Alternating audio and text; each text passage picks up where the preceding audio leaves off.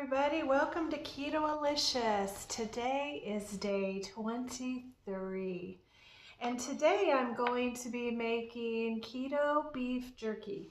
So this is going to be kind of a process. I'm going to have to stop and go because we have to marinate the meat I like to marinate the meat for 24 to 48 hours because it just gives some amazing flavor. But this keto beef jerky is going to be made in the oven. And as you know, if you guys are beef jerky lovers, you probably cannot find very often, sometimes you can, but you can't find usually beef jerky without sugar in it. So what I'm going to do is I'm going to share with you how to make it. All right guys, so I have a beef bottom round roast here. And what I've done, and you kind of want this, to be, let me just get this to where you guys can see both me and this. You want it to be semi-frozen, and what I mean by that is so that when you get ready to cut it, it's not so thawed out that it's hard to cut. And if you already have meat that's already cut out or that's already thawed out, you can put it in the freezer for, half hour, and it'll start to harden up. So right now what I'm doing, and I guess I'm cutting the fat off here. I flipped it over and I'm cutting. All right, so I have cut most of the fat off of this here. And you just want to cut off as much as you can because when you're cooking it, we're going to be cooking it in the oven. When you're cooking it in the oven, it just, at that low temperature, the fat doesn't taste very good. So you want it to be as lean as you can get it. And this is all my personal opinion, but I've made it a few times. This is probably about my 5th time making this in the oven. And, I've tried it a lot of different ways. So you can have your personal choices, when you decide what to do. So now also there are, I guess I should let you know, this little guy here is about 3.5 pounds, okay? And it's a bottom round roast. You can do eye of round, you can do whatever your particular, love is. So I'm gonna take this little guy and pretty much just cut it in half, just like that. And now there's a lot of people that say cutting along the grain makes the meat taste better. There's people that say cutting the opposite of the grain will make better beef jerky. I personally have made it both ways and I like it both ways. So, I'm just gonna leave it up to you, whatever you decide. Now we have kind of a thickness there. So obviously, you're gonna decide how thick you want it. You don't want to cut it so thin that it just disintegrates, after it dries and it's so hard to chew that you can't do it. So I like to cut mine about 2.5 to 1/4 inch slices. That's about mine. That's about my norm. And this piece of meat is, it's kind of frozen. So, when I say thickness, that's about the thickness that I go for. And now you could cut that in half and just have skinny strips. I like to have, the thicker. So I just keep that all in one piece. It's totally up to you if you want to do long and skinny pieces or fat and flat pieces. It's totally up to you what you do.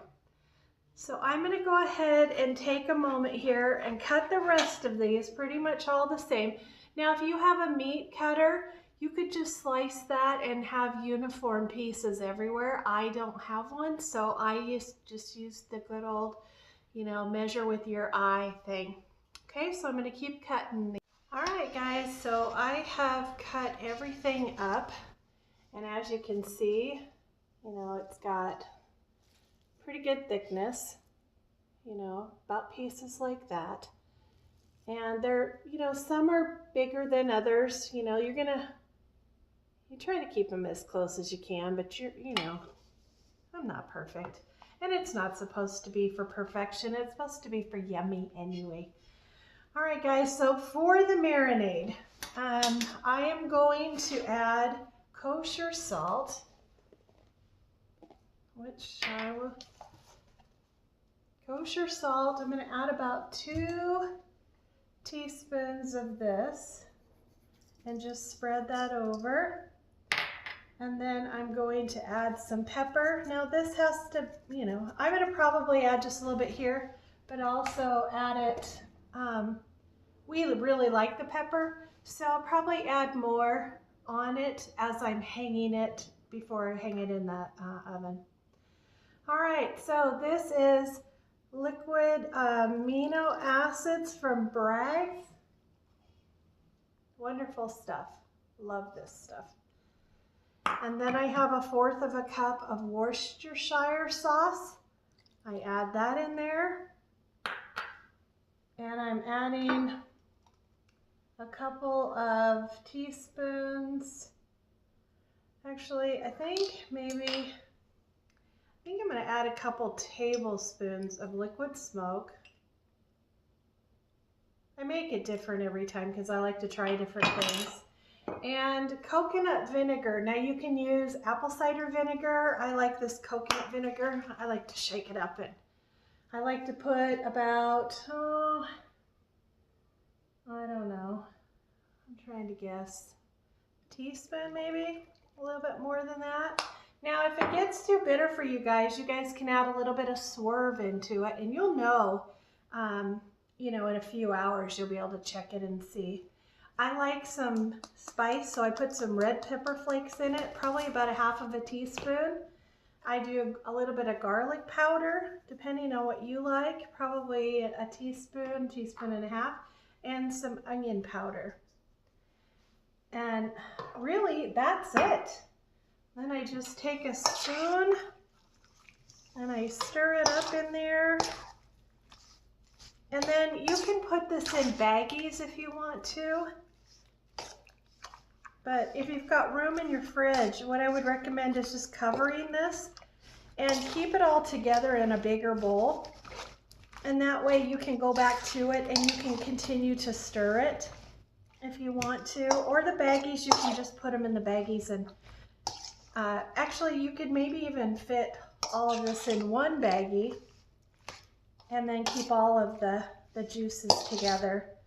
But this will be wonderful. I'm going to marinate this for 24 to 48 hours. Just tastes so much better. You can do it quickly if you want, but man, if you're going to take the time to do it, the longer you wait, you know, 48 hours is really good too, but 24 hours is good.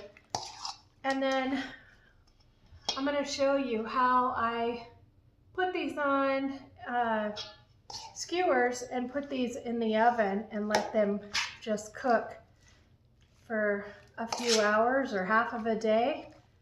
And then of course we'll have the end result, trying these out together.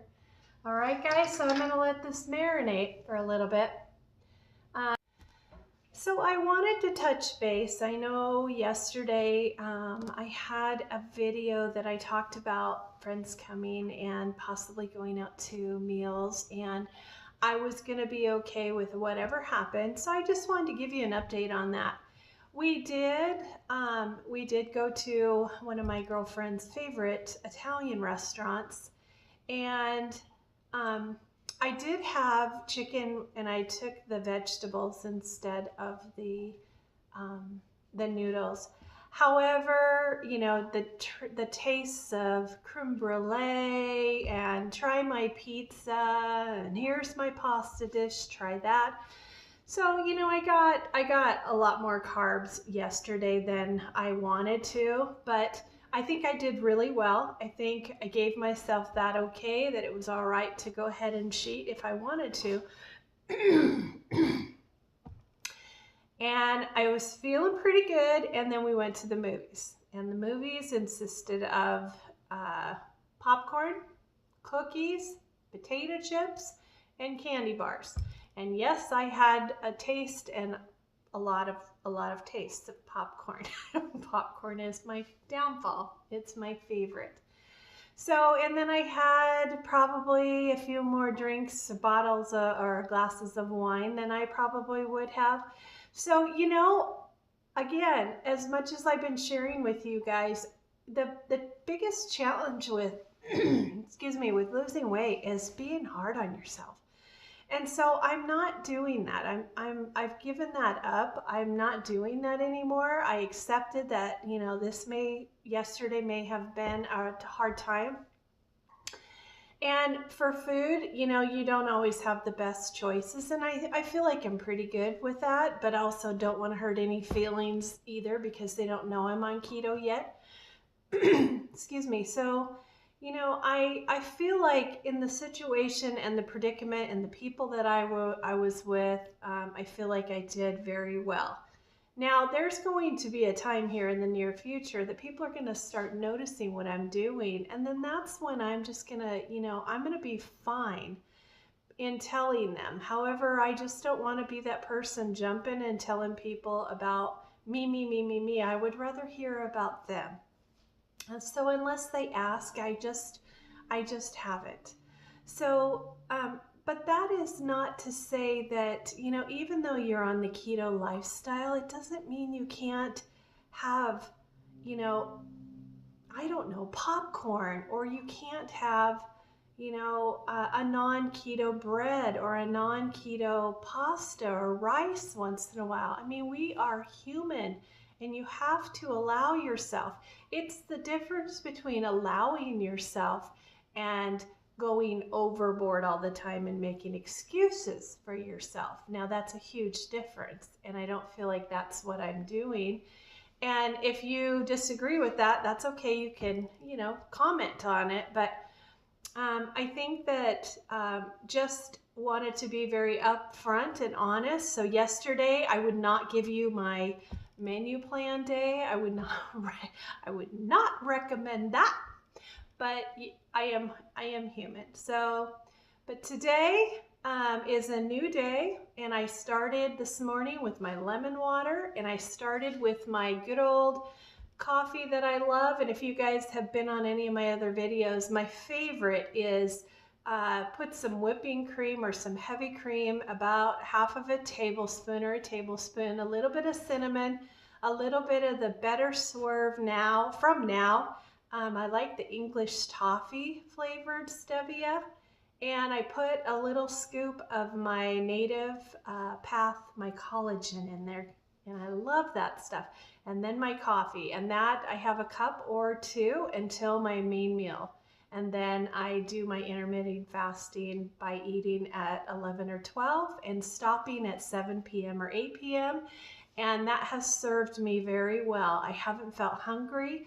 I feel really good eating 2 meals instead of 3 because I've always not been a breakfast eater. I do have breakfast at my first meal sometimes, but that coffee is kind of the way that I've always been. So it's kind of keeping me in my mindset the way that I feel like I do all the time. So I feel good about that. But that is part of this, is to come out and say, I'm not human, or I am human, I'm not perfect, I don't want to be perfect, because I've tried that perfect and it doesn't work very well.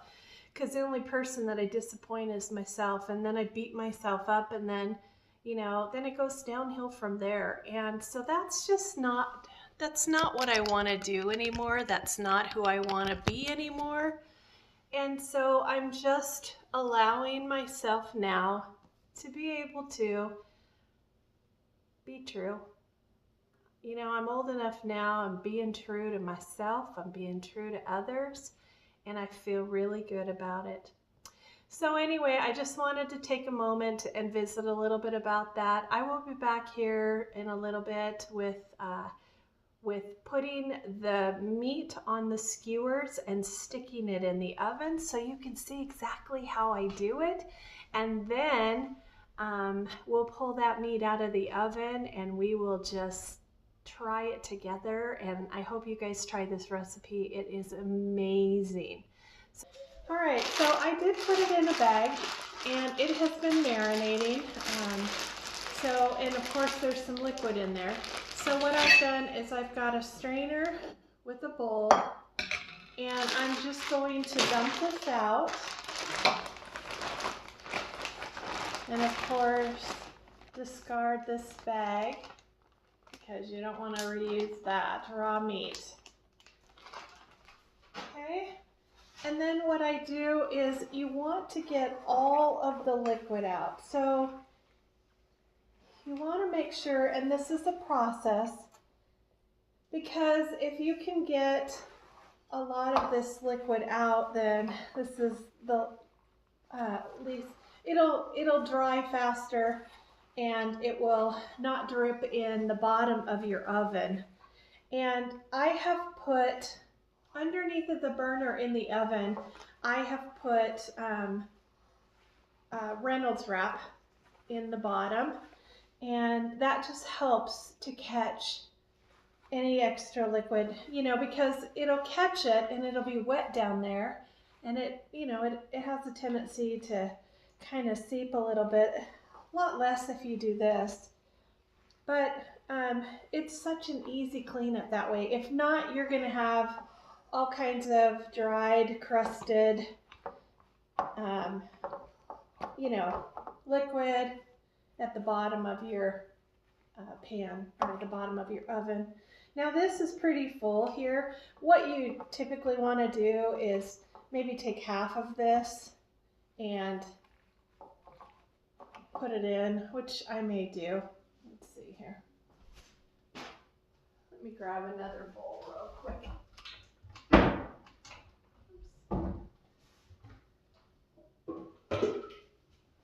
Grab another bowl, and I'll put half of it in this bowl, and then I'll try to dry it again. Just because you want it to be, as dry as you can get it. Grab my paper towels over here, and just continue to dry and get it to where it's not just seeping in that.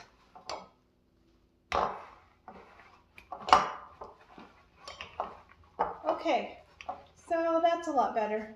So now what I'm going to do, I've taken my oven grates out, and what you're going to do, and it doesn't matter if you have wooden or metal skewers. So what I'm basically going to do is I'm going to lay this on top. And so what you want to do is you want to have 1 or 2 pieces of meat. You don't really want the meat to touch, but you want 1 or 2 pieces of meat that's going to hang from here and hang down into your oven. So all of the beef is going to be dangling down, if that makes any sense. So I'm going to kind of show you real quick here, just to give you an idea. So I just take it and skewer it, and I put a few on. Let's see, I've got 1, 2, 3, 4, 5, 6, 7, 8, 9, 10. Let's see, 1, 2, 3, 4, 5, 6, 7, 8, 9, 10. So about 11 pieces would be 1 piece that would be hanging underneath of one of those racks. So here I go. I just hang them, and you can do them again. You can do them with metal, and you want to make sure that you get kind of the heavy side up so that it doesn't tear. You don't want them to fall down. And if they're different sizes, that's okay. Just go ahead, because you're going to have to check from time to time. This meat is not going to be all done at the same time, guys. So you're going to have to check throughout the day. People ask me, how long is this going to take? I have my oven, I turned it on 170. That is the lowest that it goes. And from there, I'm gonna crack it open with a little wooden spoon. And if you have a fan, I would recommend having a fan go in there, because when you have your oven door cracked, the fan doesn't go on. And the fan kind of helps it a little bit. So I said 1, 2, 3, 4, 5, 6, 7, 8, 9, 10. I'm gonna add another one, 11. And here's the key, guys. So I don't want to touch my cabinet, but you just want to lay it just like that, okay? So this is the key. So what I'm basically going to do is I'm going to put this back into the oven, and then I'm going to put this on the back end of it, and then I'm going to feed from there. I'm going to fill another one and then add it. So I'll show you the end result when I get it done, okay? All right, guys, here's what it looks like. So I have put the skewers, and I have I'm leaning it on the inside of that bowl, but you get the idea. So you just put one piece in between each one of the racks and give them plenty of room. Now, because we did 3.5 pounds, this is, and took off the fat, it's probably about 3 pounds. So I only have to use one of my racks, which is okay because I can hang it closer in the middle. But I'm going to go ahead and put it in the oven, and I'll show you here in just a moment. Here's that beautiful sight in the oven. So as you can see down on the bottom, I put that foil down under the burners, and that'll help you a lot if you do that. And I've got them to where none of them are touching. And so I have it at 170. And see how they just hang? So you just push them in. Oh, sometimes you gotta be careful, because sometimes if you put them too close to the edge here, then you'll get these little things that won't slide. But just keep them separated, just like that. And yep, that's what we do. So I'm gonna leave it cracked a little bit, and I'm going to put a wooden stick in it, just in the corner there. So see, it just has a little bit of a crack on there. That's what you want. Okay, and now you let them cook for hours. Sometimes, depending on your oven, I would say between 8 and, I don't know, I would say 8 to 12 hours. So for some ovens, it's going to take longer. So, and it's the thickness of your meat as well. So that's going to make a world of difference, so that you just have to keep checking them. And when you can take them and bend them, that's when you know that they're getting pretty close. Now, if they break, depending on the way you like your beef jerky, I don't like mine chewy to where I have to tear it apart. I like it, I like it chewy. I don't like it to where you have to take your teeth and tear it apart. So I'll just keep checking it from time to time, and I'll give you an update, and I'll show you the final of this when we're finished. All right, guys, so these have been in the oven for about an hour and a half. So see, they're starting to dry up. See that? And the back usually gets done faster, so you'll just have to keep checking them from time to time. There you go. Okay, I just pulled them out of the oven and pulled the skewers off of them and put them on the plate. So as you can see, they're beautiful, they're chewy. I put a little extra in a cup here for you to get a good idea of what they look like. But they're just gorgeous, and they turned out perfect, and the flavor is amazing. So here's the final touch. I hope you guys try this recipe. I hope you love it and enjoy. I know I will.